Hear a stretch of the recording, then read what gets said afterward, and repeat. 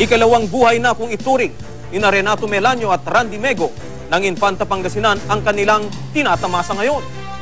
Iligtas kasi sila matapos may stranded ng 8 araw sa gitna ng dagat.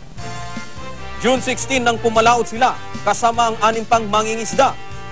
Pero sa gitna ng biyahe, inabutan sila ng bagyo. Hindi kami pipwedeng mag-move pa uwi kasi malakas po yung hangin, hindi namin po kaya. Ngayon, nung naghanap po kami ng racket na pwede namin pagtalian. Kaso yung tinalian po namin kayaw, bago siya. Din nung malakas na talaga yung hangin na alastra. Nasira rin daw ang makina ng kanilang bangka. Laglagan po kami ng shafting, kasama na po yung ilise, kaya wala na po kaming choice na makapag-travel, papauwi. Sa kanilang ikatlong araw sa laot, nagdesisyon na umano silang gamitin ang mas maliit na bangkang dala rin nila para humingi ng tulong. Itong Huwebes, unang na-rescue ng mga kapwa mangingisda ang 3 kasama nila na napadpad sa baybayin ng Kabugaw, Ilocos.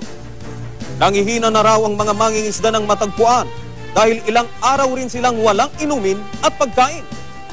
Sulod namang nailigtas ang iba pang mangingisda.